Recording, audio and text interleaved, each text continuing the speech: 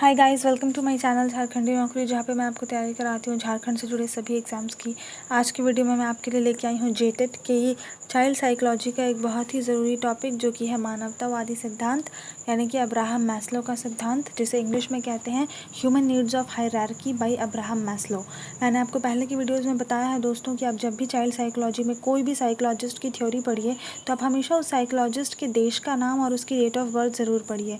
तो देखिए यहाँ पे मैंने लिखा तो नहीं है, मैं आपको बता देती हूँ, आप अपने नोट्स में लिखिएगा कि अब्राहम मैस्लो जो हैं वो पैदा हुए हैं 1908 में, और उनका जो देश है वो है अमेरिका। ठीक है, तो ये एक अमेरिकी वैज्ञानिक है और इनका जो बर्थ ऑफ ईयर है वो है 1908। अब चलिए, जो हम लोग नेक्स्ट सबसे ज़रूरी चीज़ पढ़ते हैं वो है कि किसी भी सिद्धांत के अन्य नाम क्या होते हैं, क्योंकि मैंने आपको बताया है ना, मोस्टली चाइल्ड साइकोलॉजी में ऐसे ही क्वेश्चन आते हैं कि आपको सिद्धांत के कई सारे नाम दे देंगे और पूछेंगे कि ये सिद्धांत किसने दिया है। तो आपको बिल्कुल कंफ्यूज नहीं होना, आपको तुरंत समझ जाना है कि ये मानवतावादी सिद्धांत के नाम हैं जो कि अब्राहम मैस्लो ने दिया है। तो चलिए देखते हैं मानवतावादी सिद्धांत के और क्या क्या नाम है।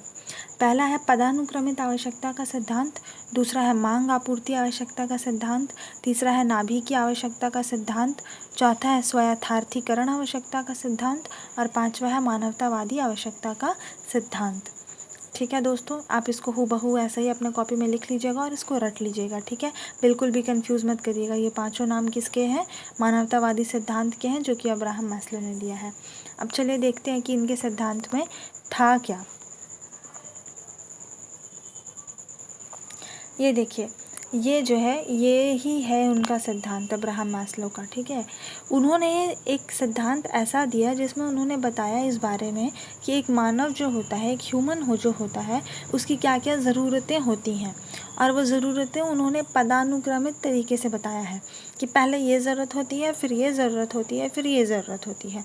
इस तरीके से वो बताते हैं। ठीक है, तो देखिए यहाँ पे आपको एक त्रिभुज दिख रहा होगा जिसमें 5 सेक्शंस बने हैं, पांचों में अलग अलग चीज़ें लिखी हैं। ठीक है, तो ये जो त्रिभुज है यही है पदानुक्रमित आवश्यकता का सिद्धांत, यानी कि ह्यूमन नीड्स ऑफ हायरार्की। ठीक है, तो देखिए नीचे से स्टार्ट करते हैं हम लोग। ठीक है, सबसे पहली ज़रूरत होती है ह्यूमंस की, वो होती है भोजन, नींद और पानी। ठीक है, आप सबको मालूम होगा कि सबसे बेसिक नीड इंसान की क्या होती है? भोजन, पानी और नींद। ठीक है, यही होती है।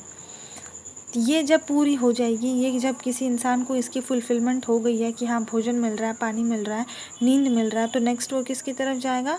सुरक्षा की तरफ, सेंस ऑफ सिक्योरिटी की तरफ, आर्थिक सुरक्षा की तरफ जाएगा। अब इसमें वो क्या करेगा?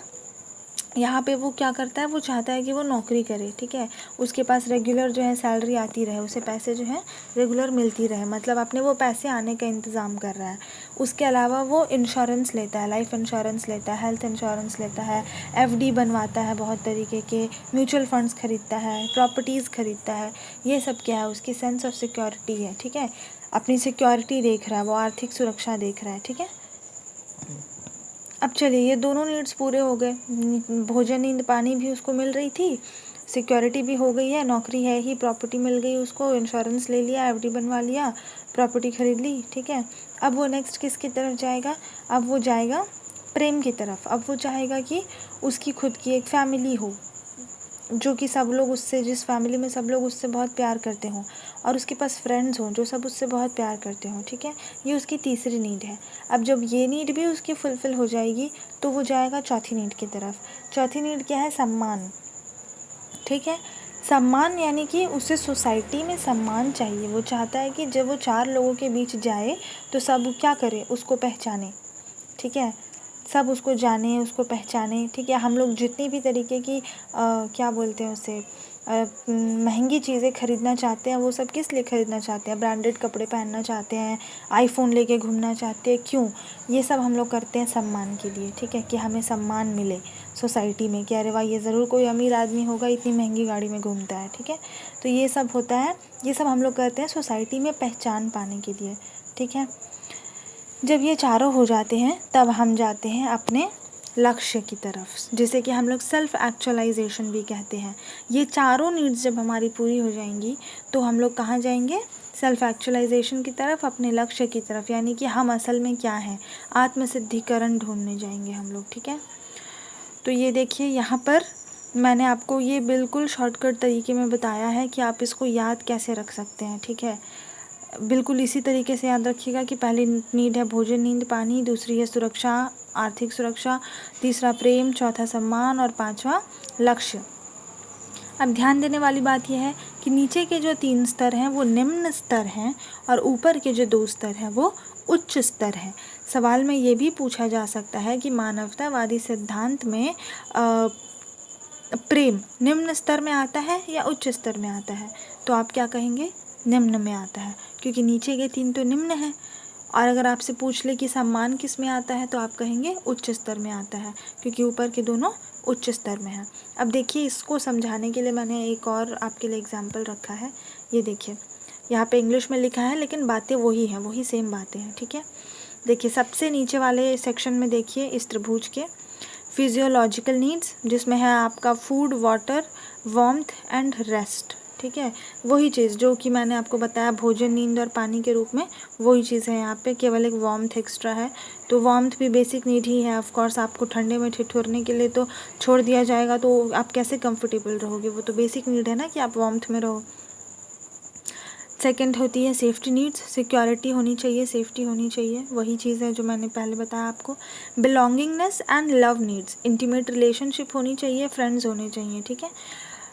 इंटीमेट रिलेशनशिप्स मतलब वही आपके जो भी बेटर हाफ हैं, वाइफ हो, हस्बैंड हो, ठीक है। एस्टीम नीड्स देखिए, Prestige and feeling of accomplishment, ये जो एस्टीम नीड्स है ना, यही मैंने आपको सम्मान के रूप में बताया।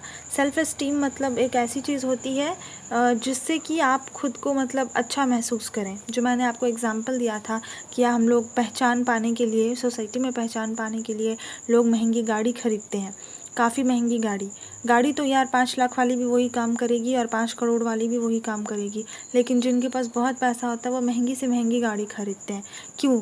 सिर्फ समाज में पहचान बनाने के लिए, कि मेरा जो सेल्फ एस्टीम है वो फुलफिल्ड रहे, कि मतलब मेरा गुरूर कायम रहे, कि मेरी पहचान रहे कि ये महंगी गाड़ी में घूमने वाला ये आदमी है, ठीक है। प्रेस्टीज बना रहे सोसाइटी में कि वाह इतनी महंगी गाड़ी में घूमता है ये आदमी। तो ये होता है एस्टीम नीड्स, ठीक है। जब आपके नीचे के तीनों नीड्स फुलफिल्ड रहते हैं तब हम लोग एस्टीम नीड्स की तरफ जाते हैं। हम लोग ब्रांडेड कपड़े पहनना खोजते हैं, हम लोग आईफोन लेके घूमना खोजते हैं, ठीक है। तो ये होती है एस्टीम नीड्स, ठीक है। Prestige and feeling of accomplishment, ऐसा करके हमें खुद को अच्छा महसूस होता है कि हम बाकी सबसे क्या हैं, महान है, बाकी सबसे ऊँचे हैं, ठीक है। ये होती है एस्टीम नीड्स।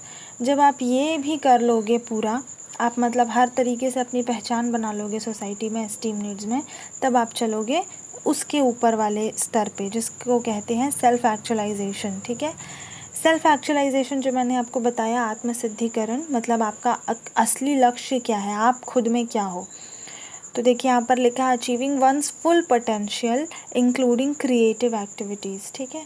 जब हम ये नीचे के चारों फुलफिल कर लेते हैं तब हम 5वीं की तरफ चलते हैं, ठीक है, कि हमारा जो फुल पोटेंशियल है वो हम लोग लेना चाहते हैं, अपना लक्ष्य, अपना जो अल्टीमेट मोटिव है, अल्टीमेट गोल है, वो पाना चाहते हैं, ठीक है। हालांकि वहाँ तक हम बहुत लोग पहुँचते ही नहीं हैं। ये जो 4th नीड है एस्टीम नीड्स, वहीं पे लटक के रह जाते हैं मोस्टली लोग। लेकिन जिनका एस्टीम नीड्स फुलफ़िल हो जाता है वो उसके बाद सेल्फ एक्चुअलाइजेशन की तरफ ही जाते हैं। तो ये देखिए, ये एक कलर्ड मैंने एग्जांपल में आपको दिखाया है। अगर आपको ये नहीं समझ में आए इंग्लिश में तो आप इसको फॉलो करिए, दोनों में कोई अंतर नहीं है, दोनों सेम ही हैं। आप इसको अपने नोट्स में ड्रॉ भी कर लीजिए, बिल्कुल ऐसा ही है रहता है, ठीक है। मतलब बिल्कुल ऐसा ही है, दोनों में कोई अंतर नहीं है। बल्कि ये जो हिंदी में मैंने लिखा है ये थोड़ा ईजीएस्ट वे में मैंने एक्सप्लेन करने की कोशिश की आपको, ठीक है। तो चलिए, आज का ये वीडियो हमारा यहीं पर ख़त्म होता है।